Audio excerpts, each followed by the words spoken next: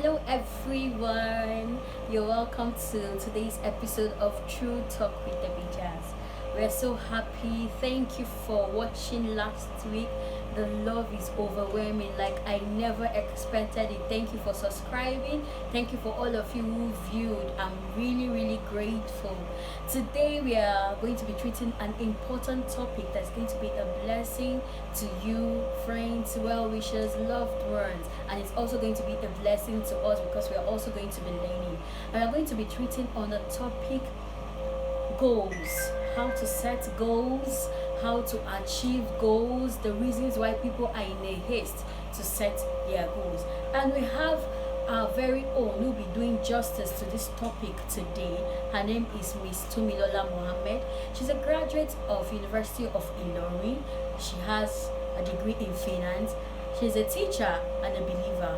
She loves what she do, and we have seen it in her. Please join me as I welcome Miss Tomilola Mohammed. Miss Tomilola, you're welcome. Thank you so much. You're looking good. Thank you. For honoring our invitation. It's a privilege to be Thank here. you I count so myself blessed to be here. Thank you. Thank God.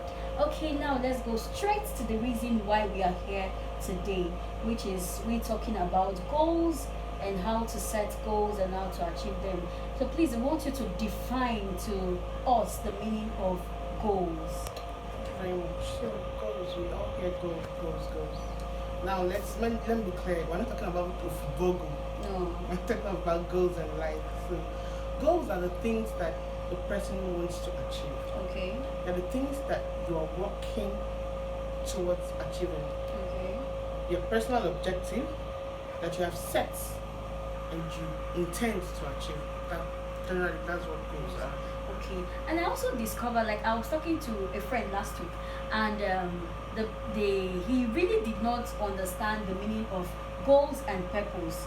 He was trying to mix them up. So I also believe a lot of us out there still do not understand the difference between purpose and goals. So I would want you to differentiate it so that people could really have a better understanding of it. Thank you. So, like I've said, goals are things that you want to achieve. So let's go into purpose. Purpose is the reason why you're existing. Purpose is the reason why God brought you to this earth. Okay. So purpose is a wide spectrum. Okay. You set goals so that you can fulfill your purpose. Okay. Let's give an example. When God sent Jesus down to the earth, He sent Him to redeem mankind. Okay. So one of the goals that Jesus had was to get disciples that would help Him. So you see, He set the goals of having the disciples so that He could fulfill the purpose of redeeming mankind. So that's the difference. He set goals so you can fulfill your purpose. Okay, that's interesting. Now we are going to go straight to how do we set goals? Thank you. So let's define what goal setting means. Okay. Good. When you say you're setting goals, it means you're making a blueprint, the action plans, the things that I want to do so that I can achieve these goals. Okay. That's what it means by goal setting. Okay. So the things we should do when you want to set goals. First, we're Christians, and so everything we do, it's from the place of prayer. We have to, you see, we'll go ahead from God. Okay. We do not just do things because we want to do them. So you pray, you seek God's face. You get to understand if this is God's will for you, or it's for self-gratification. It's in the place of prayer. You understand that, okay, this God is in this, I have peace, I should do this and all. Then another very important thing is you write down your goals. Okay. Many times when you say I will, you end up not doing it. Yeah. But when you write it down, it's written down. So most times you can easily go back to it and it motivates you. So, For some people, actually, they frame their goals. okay. They frame it so when they wake up in the morning, they know, See. this is my goal. Mm. This is what I'm working towards. For instance, you say you want to read the Bible in 1 year, just saying it. Most times you not do. But you have a blueprint. You know that, okay, this is what I want to do. Then thirdly, we say you should set SMART goals. Okay. Now, SMART is an acronym. It's an abbreviation for specific goals, Okay. measurable goals, Okay. attainable goals. Okay. The R is for goals that are relevant, Okay. and T is for timely or time-bound goals. Okay. So let me quickly run through what SMART is for purpose of time and goal. So specific goals.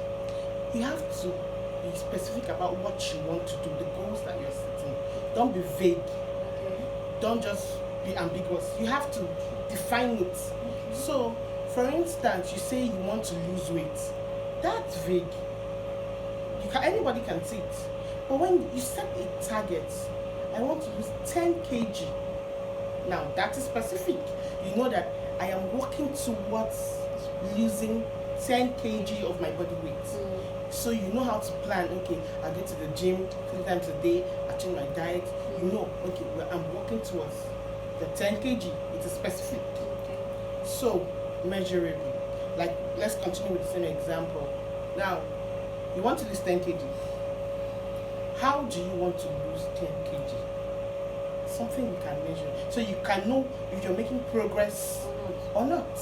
Now, I'm going to lose 10 kg. And I'm going to lose 10 kg by going to the gym 3 times a day, changing my diet and my lifestyle if I need that. So I have a scale in my house. I put a plan that at the end of every week I should lose 1 kg at least. And I've started losing weight for 2 weeks now, and I've checked and I've not lost 1 kg in 2 weeks. I can measure and know that right now I'm not losing, so I'm not achieving anything. Yeah. So now you can go to the drawing board and say, okay, maybe I would increase the days of exercise to maybe 5 times a week, and maybe I'll see a dietitian and something, just we work on it, and that's it. So we're moving to attainable goals. Simply put, attainable goals are realistic. Your goals should be realistic. Don't imagine things that you know cannot happen and say that's a goal. So for instance, I tell you, Mrs. Debbie, by next year, my goal is to be the president of Nigeria. That's a fallacy. Because I'll give you reasons why. Number one, I'm not up to the age of contesting for the post of presidency in Nigeria where we are. Number two, I don't even belong to a political party.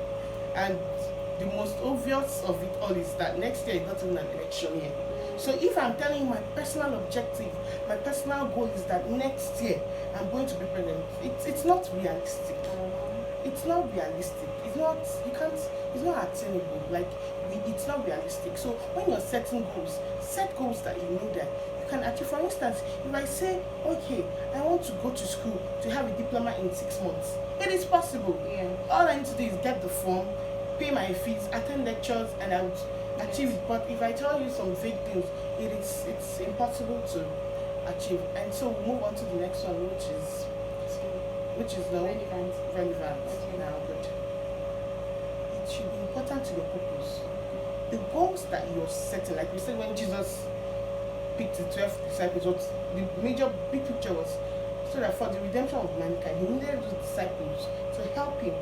Now, your dreams, you said, for instance, you say, I want to learn French, a new language. You do not have anybody in your life who speaks French. You don't intend leaving this country for a francophone country. You have nobody on this earth to practice the French with. Yet you spend your time, your resources to learn. That's goal list.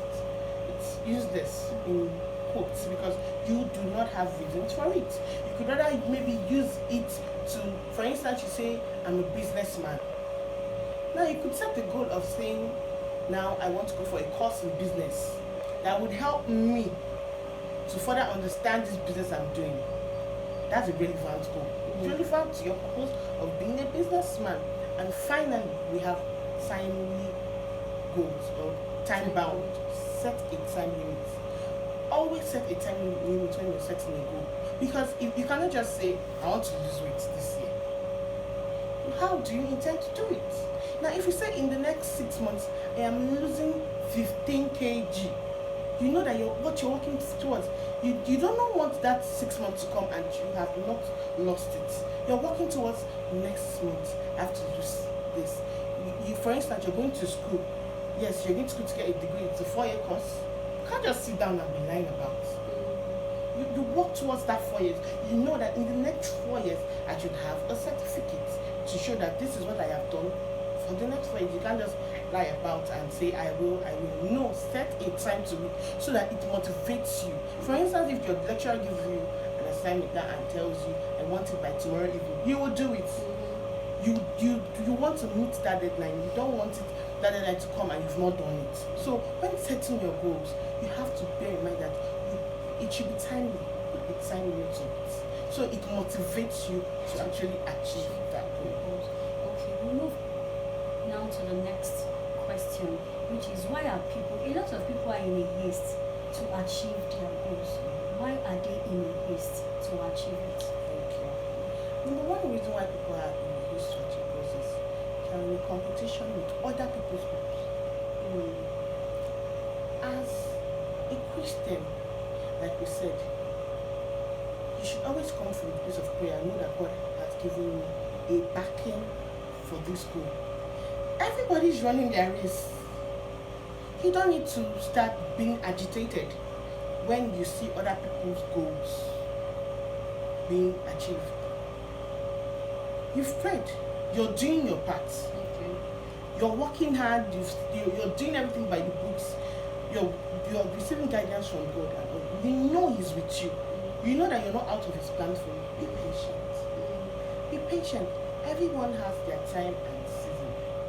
In as much as David wanted to build a house, he set a goal. And he wanted to build a temple for the Lord. He didn't do it.